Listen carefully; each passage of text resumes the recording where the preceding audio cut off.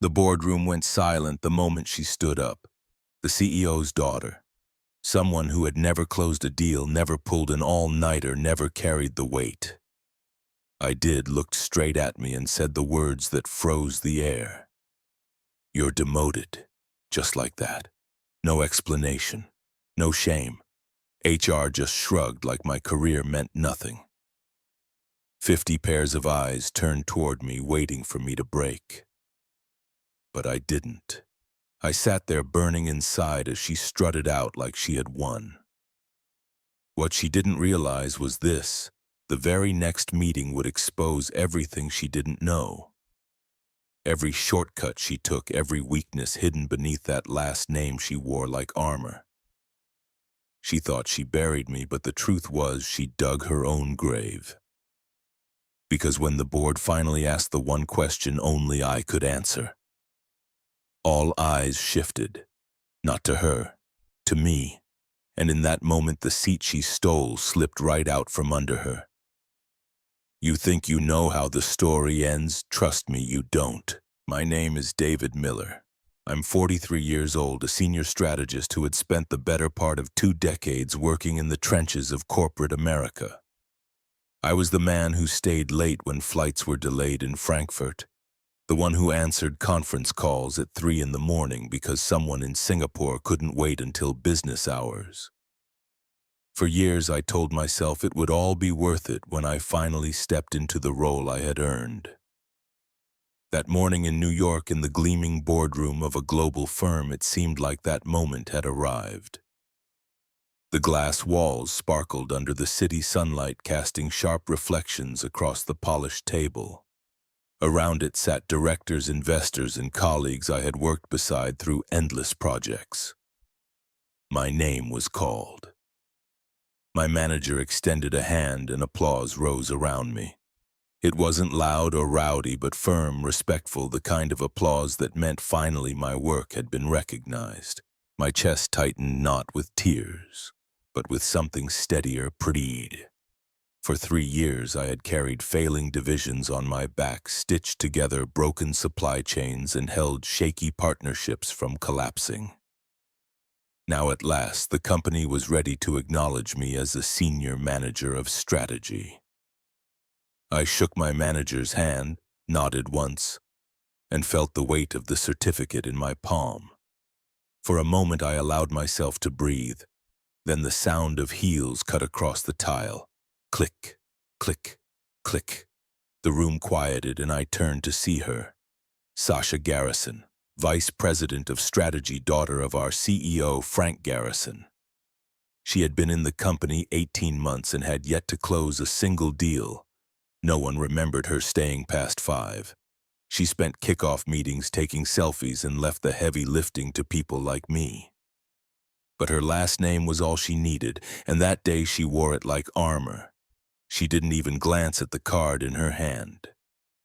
As she stepped into the spotlight, "Excuse me, everyone," she said, voice sharp and bright like a teacher scolding children. "There's been a change." I frowned, still holding my certificate. A ripple of unease passed through the room. Sasha didn't pause. After review, she announced the senior manager role in strategy requires more tenure. Effective immediately, David Miller will move into a coordinator-level support position. The words didn't make sense at first. My ears rang, my grip on the certificate loosened. I blinked, half expecting someone to laugh to correct her. No one did. Instead, she smiled as though she had just delivered a gift. Then she added almost cheerfully, "Don't worry, folks. Snacks are still in the lounge." Laughter did not follow. The air went flat heavy. I looked to HR seated across from me for some kind of explanation. The woman there only lifted her shoulders in a thin shrug and muttered, "She's family. That's how it works here." It was like a blade to the gut. All the late nights, the missed birthdays, the weekends away from my wife and son, the sacrifices that were supposed to count, they dissolved in an instant under that single sentence. She's family. That's how it works here. I felt 50 pairs of eyes pressing into me. Colleagues, directors, people who had seen me hold this company together with duct tape and willpower. Some looked away, embarrassed for me. Others just stared, waiting to see if I'd crack. My throat went dry. I wanted to slam my hand on the table to shout, to demand justice. Instead, I stood still, shoulders squared, expression unreadable. I would not give Sasha or anyone else the satisfaction of watching me break. I turned my gaze to Frank Garrison, the CEO himself, seated at the head of the table. This was his daughter, his doing. Surely he would intervene. Surely he would acknowledge the humiliation happening in his boardroom. But Frank only adjusted his tie and looked down at his notes as though the entire debacle was beneath his notice.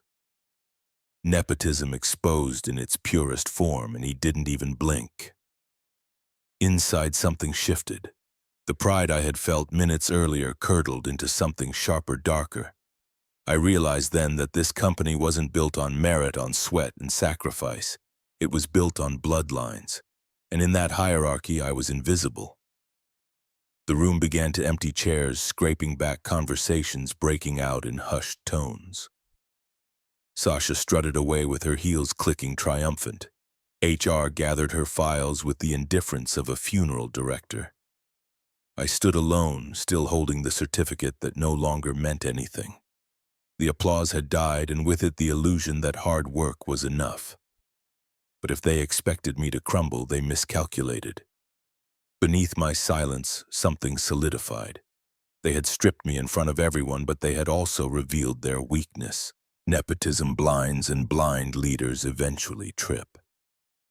As the last of the directors filtered out, I set the worthless certificate on the table, my hand steady. My eyes lingered on the door where Sasha had disappeared.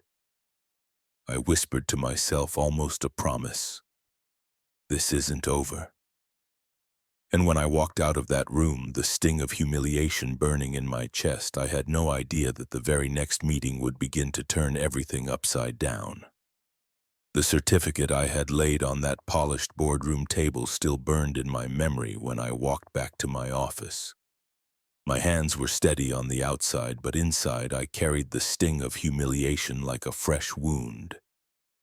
Yet beneath that sting, a new kind of clarity began to form. If Sasha thought she had buried me, she hadn't counted on one thing: I knew the terrain better than anyone in this building. That thought followed me down the quiet corridor until I stopped at my desk and saw the first sign of just how far she was willing to go. My chair was already occupied. Sasha sat there like it belonged to her, fingers tapping the keyboard, eyes scanning my files. She didn't even pretend to be subtle. On my screen glowed the deck I had spent months refining, my EU expansion strategy. The product of sleepless nights, personal research trips, and calculations down to the hour. And on the front page, where my name had always been, was hers. In bold letters, prepared by Sasha Garrison.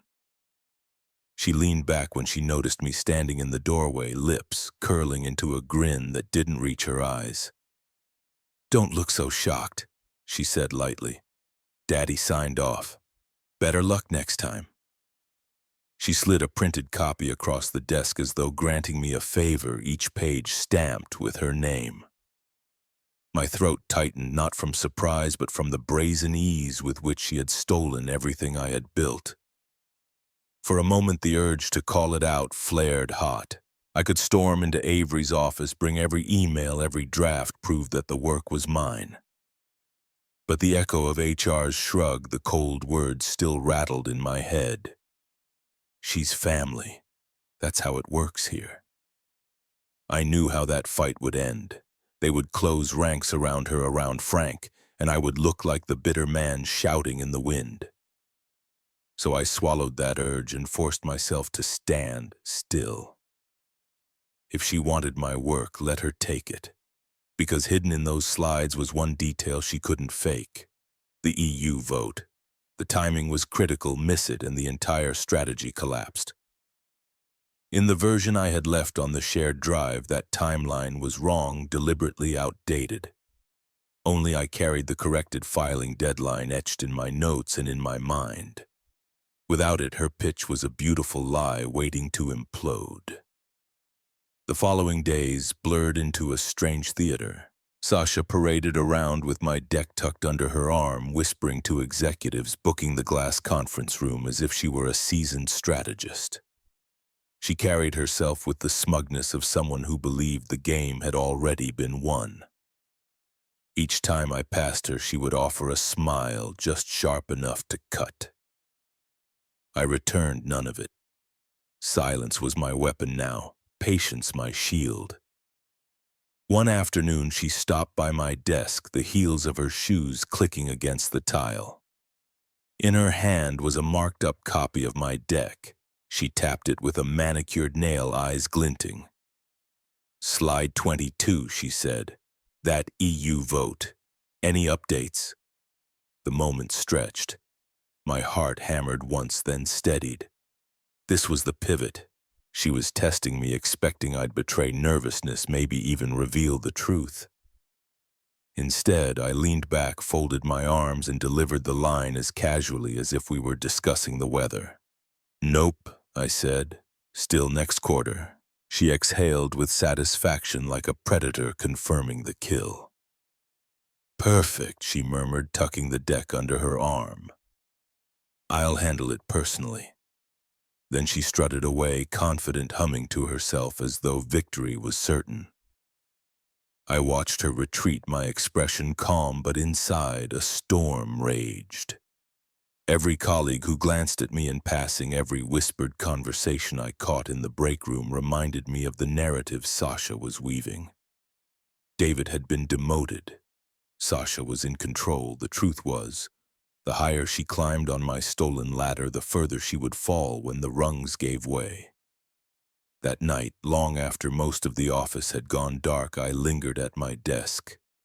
The city lights flickered against the windows and the hum of air vents filled the slunts. Across the floor, through the glass walls of the conference room, I could see Sasha rehearsing with my slides pointing at charts. She didn't understand reciting buzzwords like magic spells. She thought she was preparing for triumph. I knew she was rehearsing her own undoing. When I finally shut down my computer, I didn't feel defeated.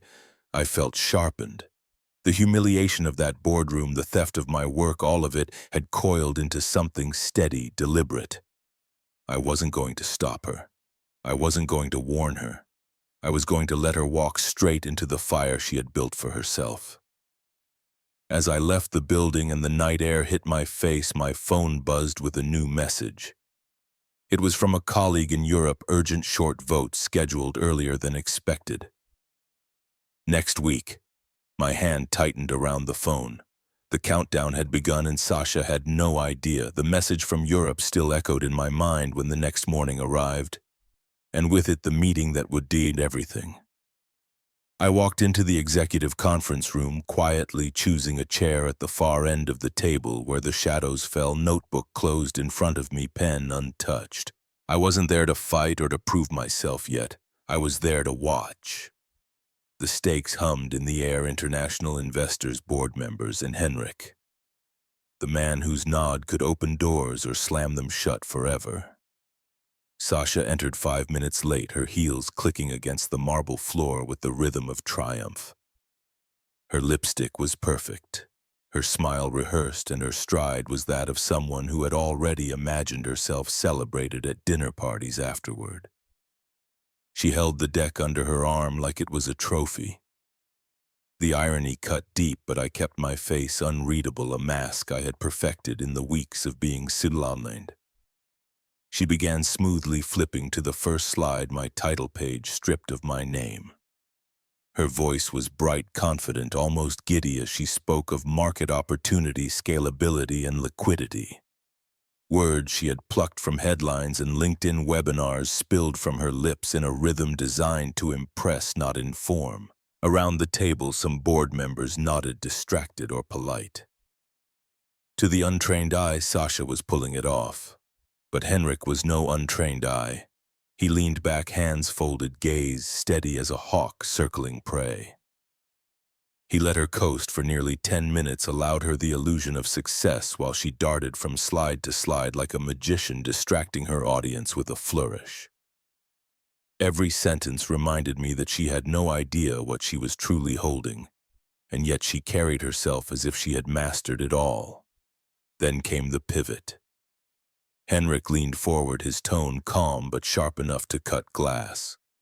"This vote you referenced," he said, tapping his finger lightly on the table. "You're saying it happens next quarter?" Sasha's smile never faltered, not at first. "That's right," she replied confidently, flipping to slide 22. "Q1 is the timeline."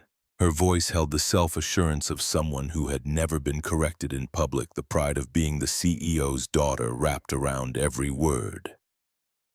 Henrik paused, then slid a folder across the table. The board members leaned in as he opened it, revealing a stamped notice from the European Commission. The date glared like a spotlight. The vote was set for the following week. "Interesting," Henrik said slowly, his eyes never leaving Sasha's face. "Because according to the commission, it's next week." The silence that followed wasn't ordinary silence.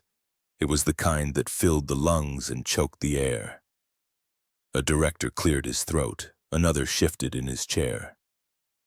Someone whispered, "If this is wrong, we could lose millions." The weight of the words pressed against every person in that room, heavy and undeniable. Sasha froze. Her fingers tightened around the clicker until her knuckles whitened. For the first time, her polished smile faltered. She stammered, trying to regain ground. "There must be a miscommunication." But Henrik cut her off with a raised hand. The patience was gone now, replaced by an expression of sharp disappointment. Questions rained down from every side of the table. "What about compliance partners? Where is the updated legislation note? How are we mitigating risk if this deadline is missed?" Sasha's responses crumbled, dodges turning into half-formed excuses. The buzzwords drying up in her mouth. Sweat glistened on her forehead, her voice wavering where it had once been strong. And then came the whispers.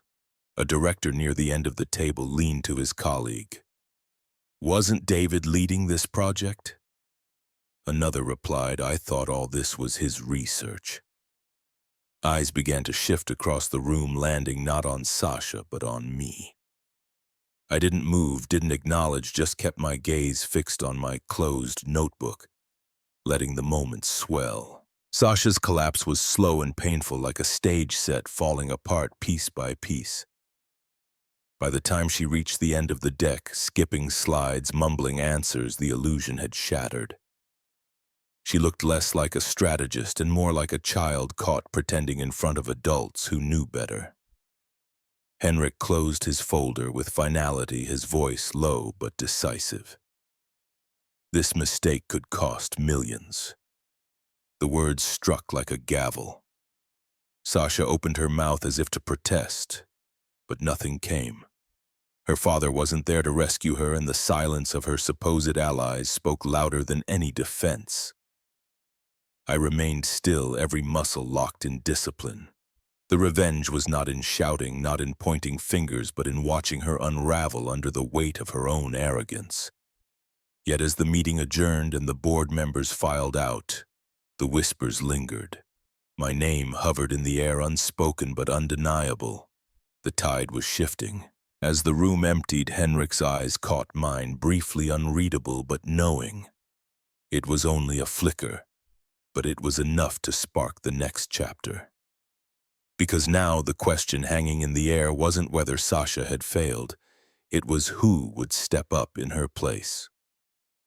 The room hadn't fully emptied when the board chair Avery raised her hand and told everyone to stay seated.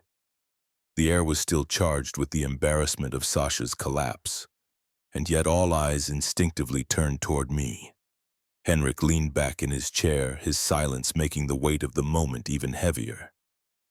Avery's voice carried no hesitation. "Mr. Miller, we'd like to hear from you directly." Present your original findings. My throat tightened for the briefest second, then steadied.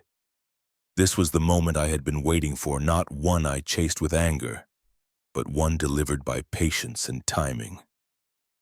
I rose, walking with measured steps to the head of the table. The projector still displayed Sasha's mangled version of my deck.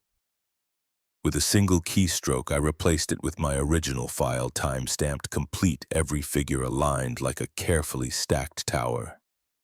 I began not with buzzwords, but with the fundamentals.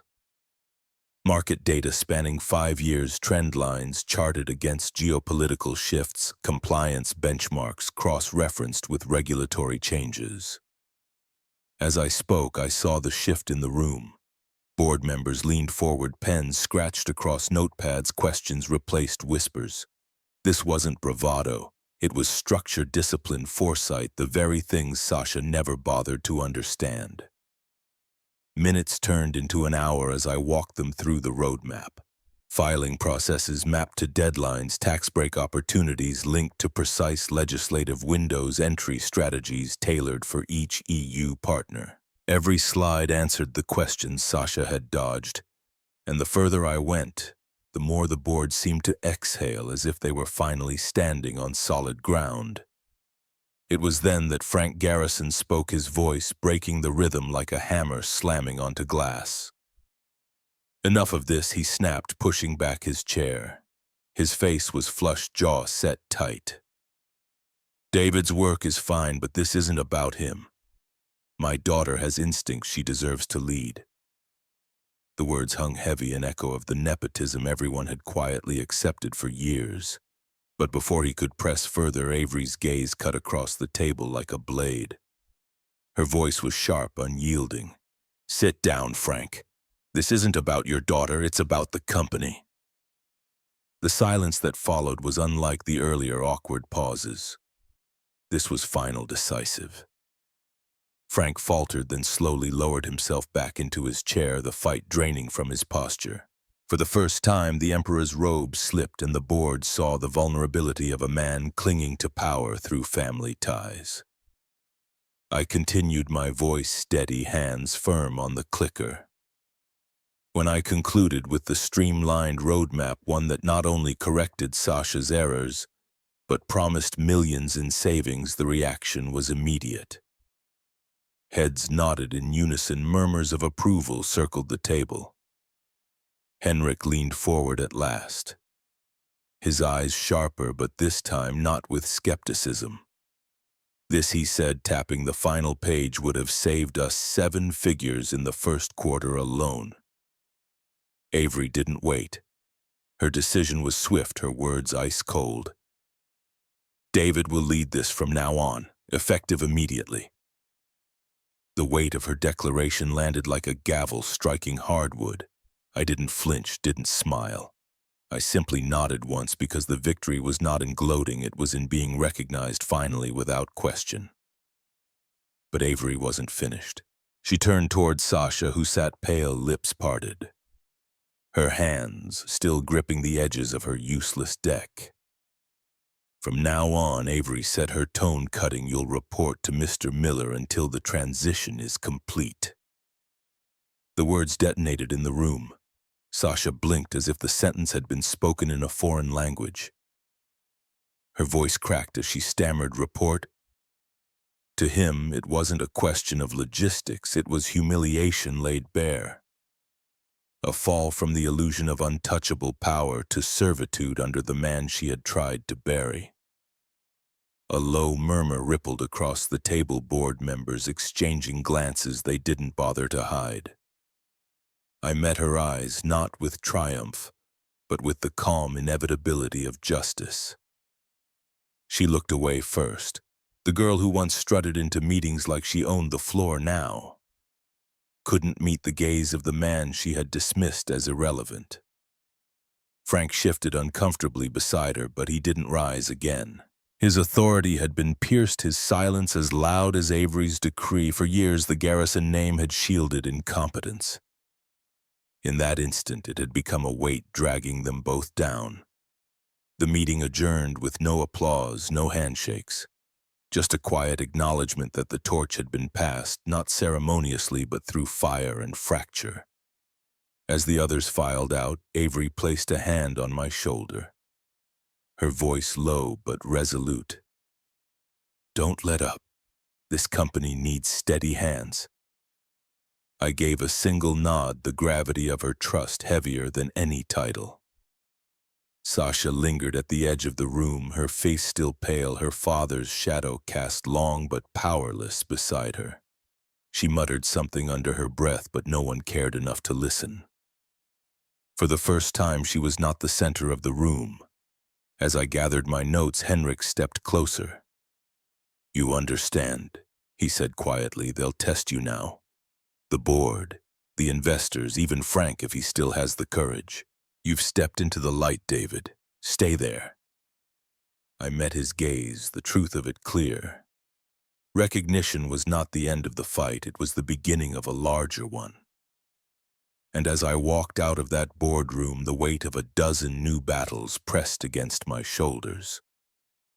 The empire was shifting, cracks widening, and somewhere down the hall, Sasha's heels echoed against the tile as she hurried after Avery, her voice sharp with panic. I couldn't hear the words, but I didn't need to. The sound alone told me everything. The fall wasn't finished yet. 6 months can feel like a lifetime when the tide has finally turned in your favor. The day Avery silenced Frank and placed the project in my hands, I walked out of that boardroom carrying a new kind of weight, not the crushing burden of humiliation, but the responsibility of proof. Every step afterward was about building not just for myself, but for a company that had nearly let arrogance destroy it. And as the weeks bled into months, the cracks that once seemed permanent in the foundation began to heal under new hands. Sasha was the first sign that the old empire had fallen. She vanished from the executive floor almost overnight, reassigned to a satellite office in a small Balkan city most of the board had never visited. The stories filtered back slowly, a warehouse building with fluorescent lights that buzzed overhead. A windowless cubicle wedged between storage rooms and a desk piled with logistics forms no one else wanted to touch. She had no team, no assistants, no audience to applaud her. The girl who once strutted through glass-walled conference rooms now carried boxes through corridors that smelled of dust and diesel. She thought she stole my future. Instead, she handed me the keys. Frank held out a little longer. For weeks, he tried to posture, walking into board meetings with a stiff jaw and a voice that reached for authority. But the silence he received in return was deafening. Henrik no longer sought his approval. Avery cut him off mid-sentence without blinking. Even Marvin from HR stopped following his orders. The final blow came in the form of an official notice delicately phrased. The board was inviting him into early retirement. He didn't fight. By then, even he must have known the Garrison name was no longer a shield, but an anchor. For me, the days lengthened with new demands. I was officially appointed Director of International Partnerships, and with it came authority I had only dreamed of. No more nodding silently while someone else took credit, no more watching opportunities slip because of vanity. Decisions crossed my desk with my name already written on them. I oversaw expansion negotiated contracts signed off on filings that once kept me awake at night. And with the title came something even more tangible. The board approved a package of company equity. For the first time in my career, I wasn't just working for a salary. I was building ownership in what I had fought to preserve. 6 months later, the proof was impossible to ignore. Revenue had doubled in the European sector. Market share surged, compliance risks shrank, and even skeptical partners returned with open hands.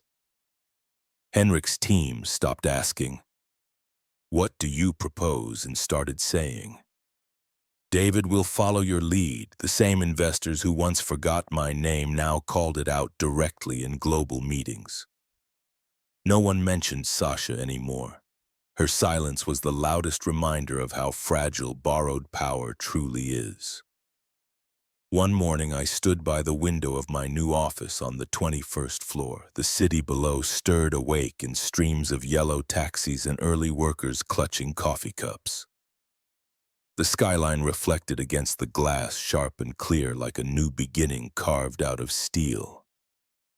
My computer chimed and I turned to find an email flagged from the board. 4 words sat bold in the subject line: "Board approved your equity package." I opened it and read the sentence that sealed the arc of everything I had endured. Effective immediately.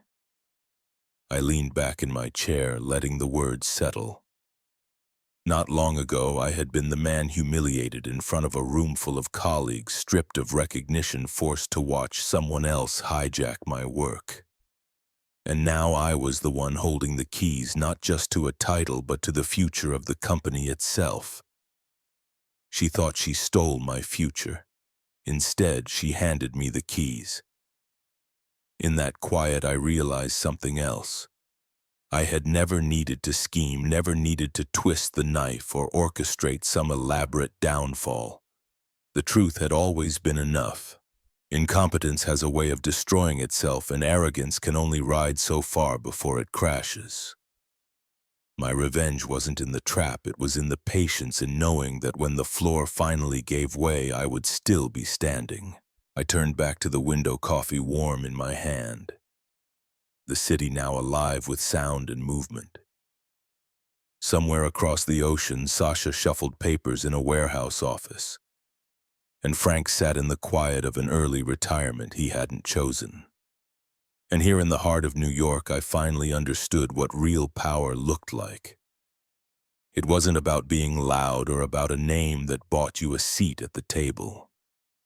It was about resilience, about standing on ground you understood so well no one could knock you off it. Real power doesn't come from a last name.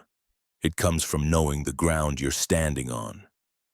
And as long as I remembered that, I knew this victory wasn't just mine, it was justice. And that's how the man they tried to silence ended up holding the keys to everything they thought they owned. I didn't need to scream, to beg, or to plot revenge in the shadows. The truth in my work spoke louder than any last name ever could. She thought she stole my future. What she really did was hand me the very power she never understood. Real power doesn't come from inheritance. It comes from resilience, from standing firm when others expect you to fall. If this story moved you, don't forget to subscribe for more true-to-life tales of family betrayal and justice. Leave a comment below. Do you think I was right to let her fail on her own, or should I have exposed her earlier? I'd love to hear your thoughts.